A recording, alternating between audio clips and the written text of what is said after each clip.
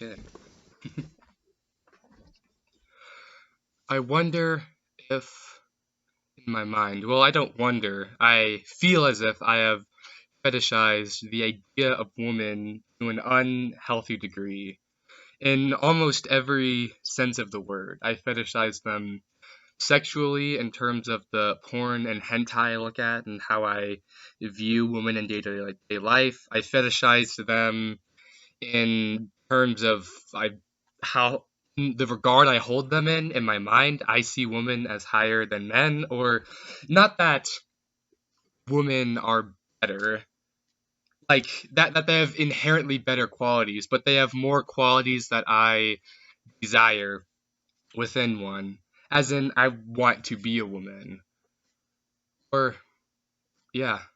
And those are the main two ways that I was thinking of earlier while I was cleaning my room that I wanted to discuss. And so I'll start with the one I know more in depth, which is the hentai facet or the sexual facet. Naturally, with any boy or anyone, really, at very least, I can say from me, when I was younger, I don't know exactly when it started. I think around age 9, when I first got a Nintendo 2DS. I went to go look at women naked. I wanted to know what what a woman naked looks like, I suppose. And so I looked that up on my mom's computer without any incognito mode, without anything. And surprisingly, my mom never talked to me about it or never found it because she's not very tech savvy herself, and so she might have just restarted her computer because I think I left the tab open and I didn't do anything weird. So she were to look up. I think I looked up specifically naked woman. And from that point onwards, I've looked at porn and hentai, I suppose.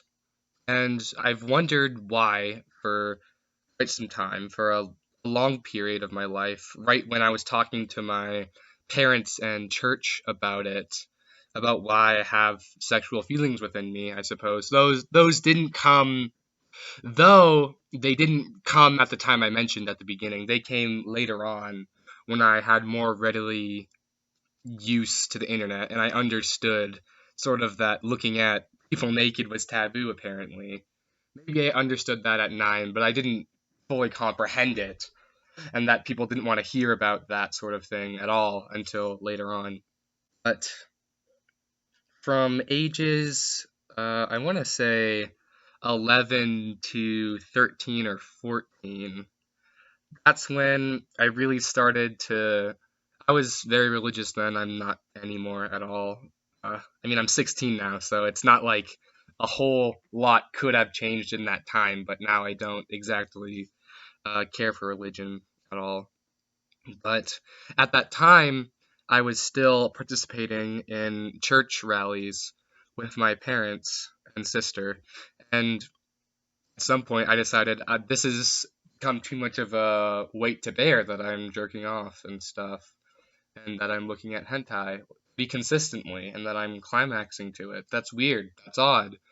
I need to talk to somebody about this. And I think I ended up first forcefully talking about it when my dad caught me jerking off once in a random room. I don't remember why. I think I was watching Bleach at the time. I wasn't jerking off to the show. It was just in the background as I had other things going on in my own mind.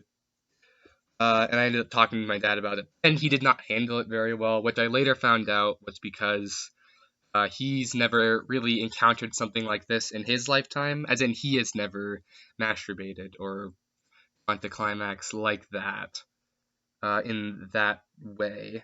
He has talked to my sorry, thoughts get lost a lot of the time.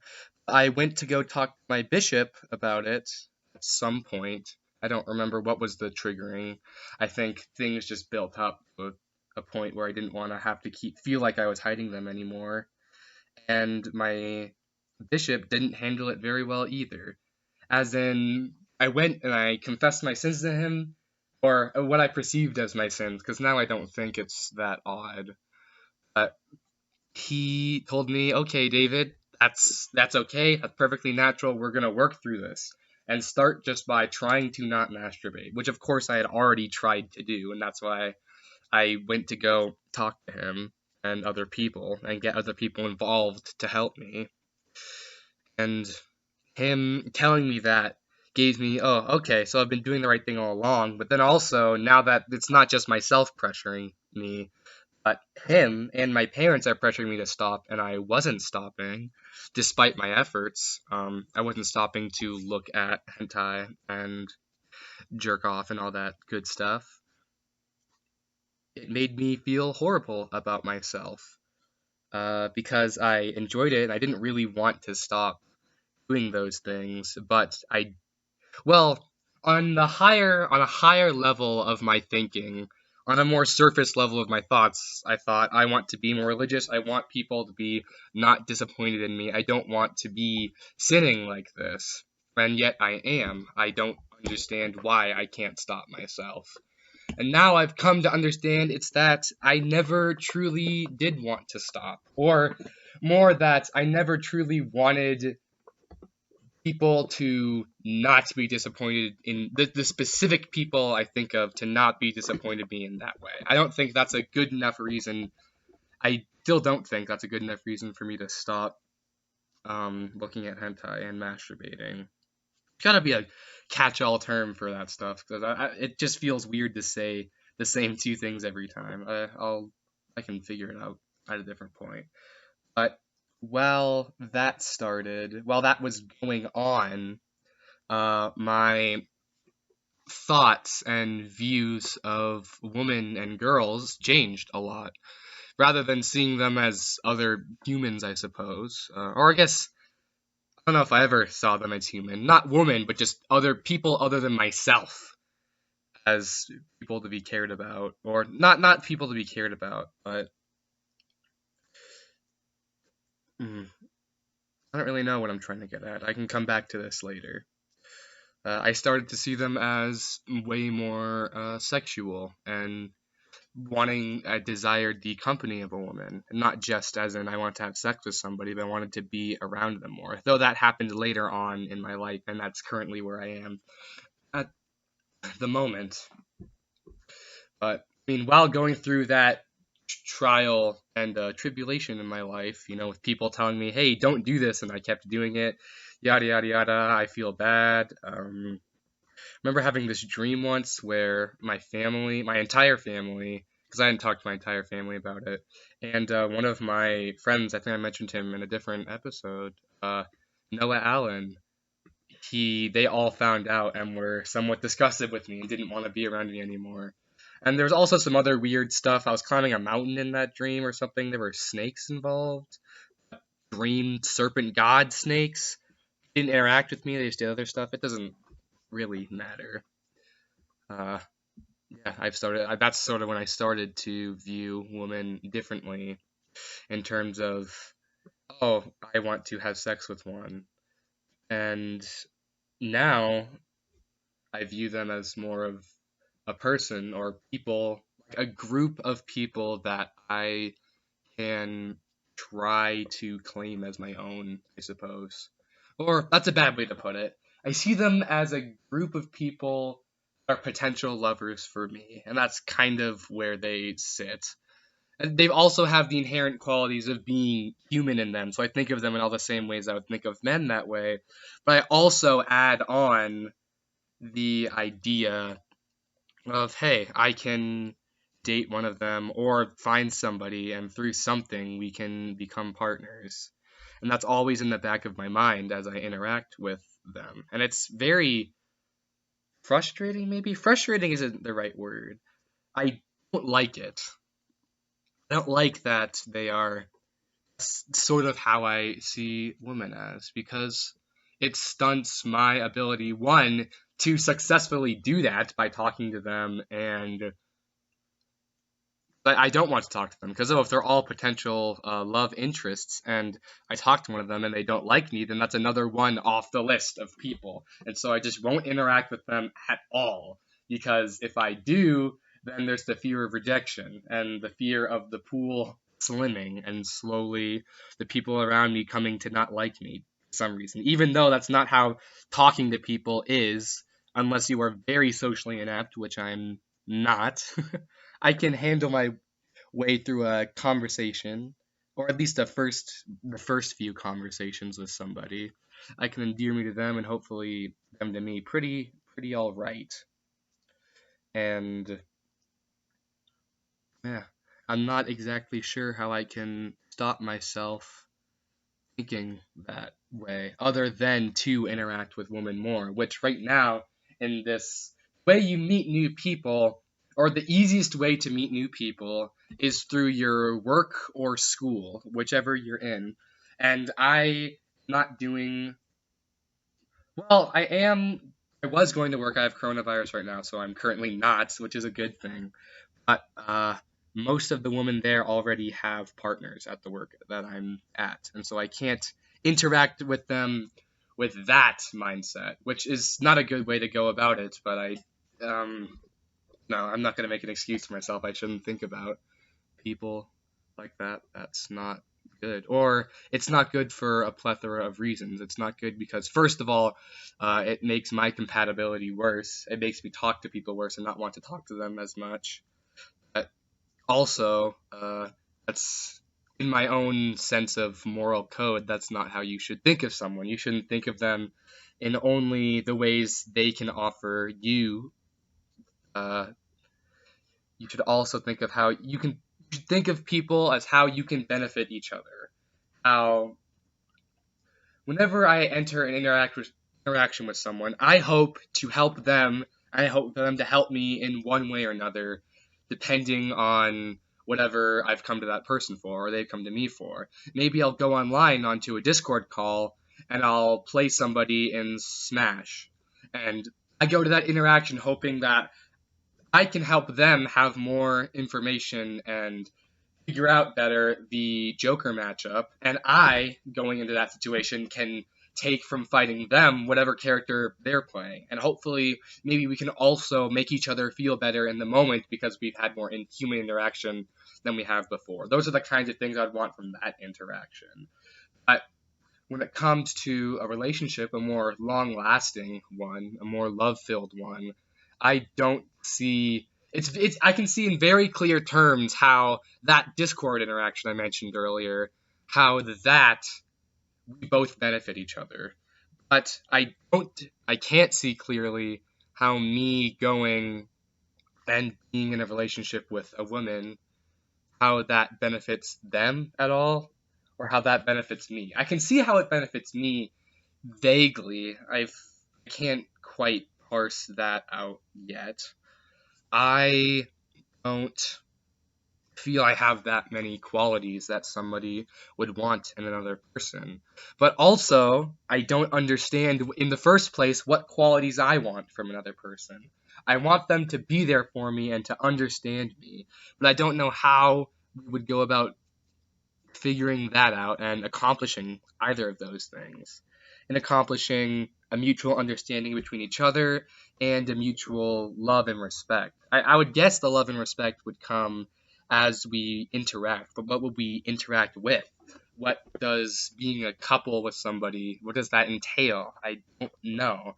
And the only way to know, well, you can read about it online and read a lot of romance stories or read or listen to different people and hear their experiences and sort of reconcile that within yourself. But that's doesn't give me a lot.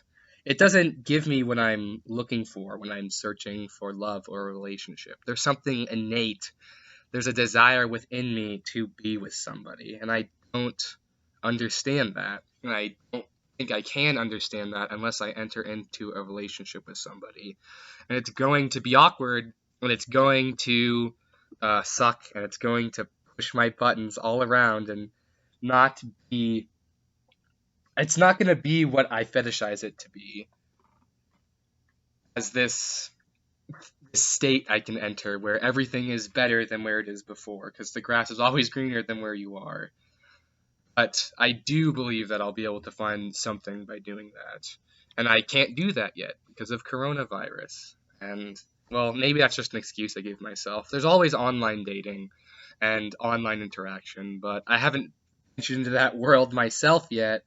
And since I haven't ventured into it, I have preconceived notions of what it will be, and I don't want it to be like that. And maybe some of it is right. Probably most of the ideas of what I have, of what online dating is, it's wrong. But you won't know unless you try. But I haven't tried.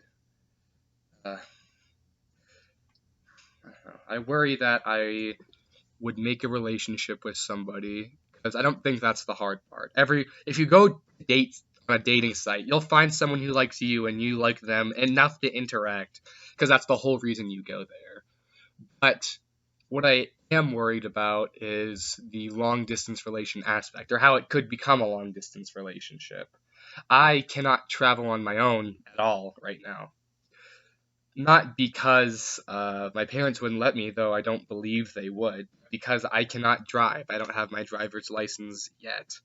And so any place I would want to go is locked off to me at the moment.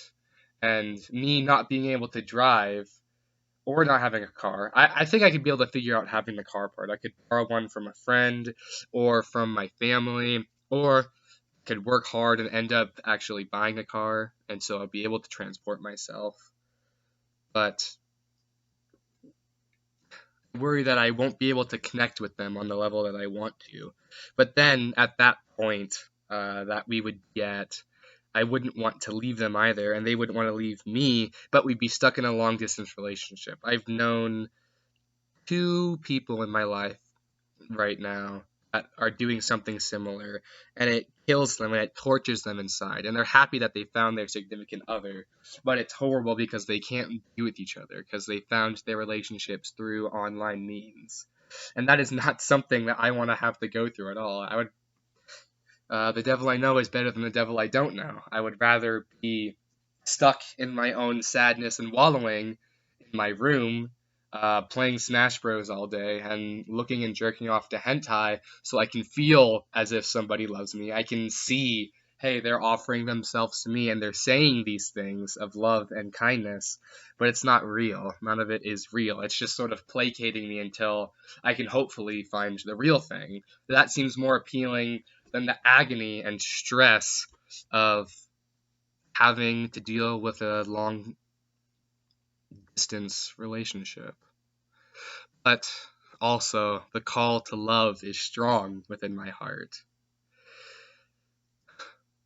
I think the takeaway for me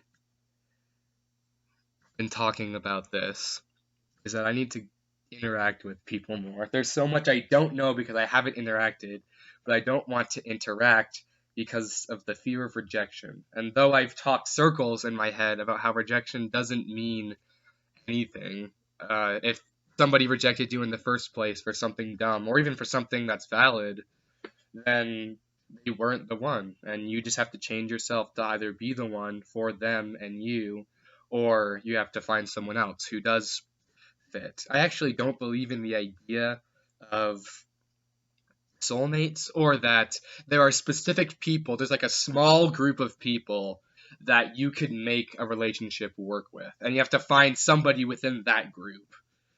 Not group as in a preconceived, a pre-made group that they conform to, but group as in there are specific things that you want within a person or that you need that has to be there or else the relationship can't work out. I think anybody in any situation can make any relationship work if they are willing to be open about it, be honest, and really try to change to make themselves, both partners, make themselves better in the relationship.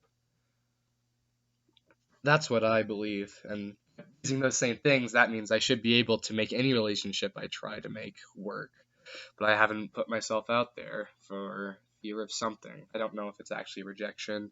Maybe it's something that hurt me in the past that I can't think of, though I don't think something like that has happened. I don't believe something like that has happened to me. Women are strange, but they're also beautiful. And I mean that literally. I love to look at woman, specifically anime woman, because then you can take all the traits you like from a real person and you can bundle it down to this ball or image of cuteness, that whatever cute thing it is for you. And me watching a lot of anime, and recently just looking at cutesy clothing and looking at cute anime women, I've realized that I want to be them for completely physical reasons, completely self-image based reasons. I am not uncomfortable with the body I have or uncomfortable with who I am and how I look. I actually think I look pretty okay. And there are certain, I don't often look at myself and think, hey, I'd date you, or hey, I'd fuck you. But there are some times when I do, maybe after a run or when I finish a shower or after I'm done working out, when I look in the mirror and I see the sweat and the real grittiness and the real, like, the contours of my face and the how hard I've worked, and I feel it too. And I see myself then and I think, wow, I am somebody who is worth love and somebody who I could love myself. If I were somebody else looking at me, if I were myself looking at myself, I'd date and love and care for myself. I have those thoughts. I more often have those thoughts for Pretty Anime Woman. Maybe only because I am a male and I have male desires and thoughts.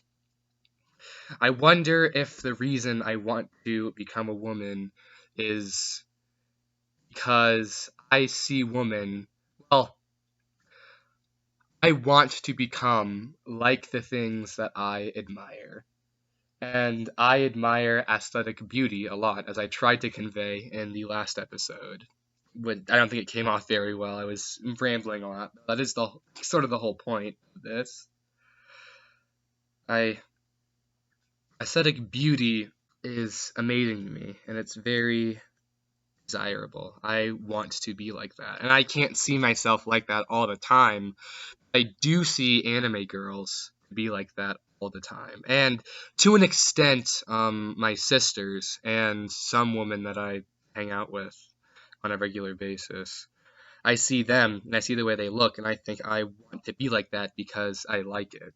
Because I strive to be like the things I admire. And so it might be misplaced trust. Trust might not be the right word. Misplaced priorities that I feel this way. And reading different people and them talk about their experiences about either being trans or transitioning themselves or thinking about transitioning, I relate very heavily to this group and things that they mention.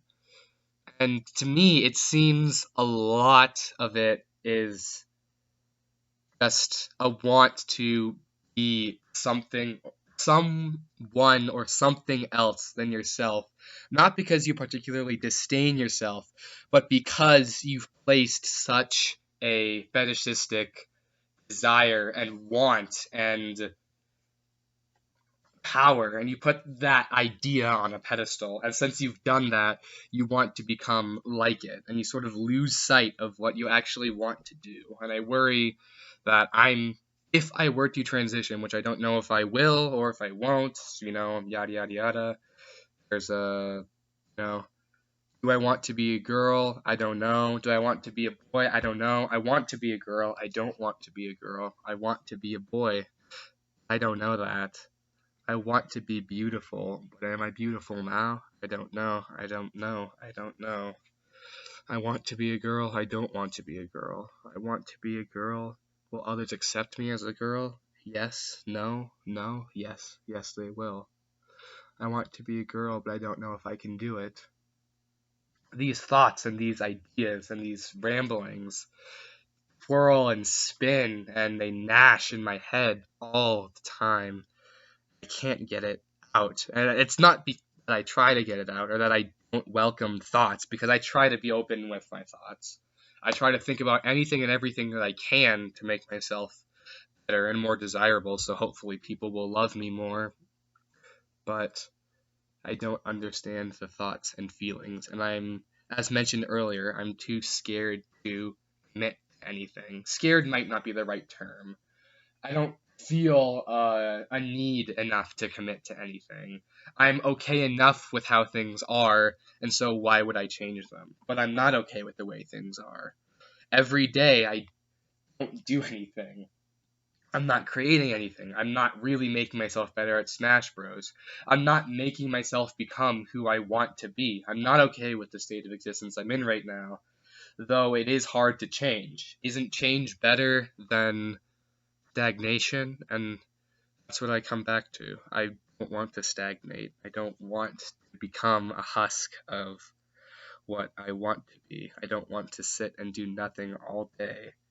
Just watch YouTube videos and intake as much junk as I can to fuel my soul to keep going. But it doesn't fuel my soul, it more just fuels my energy reserves to keep going. But it doesn't even do that sometimes.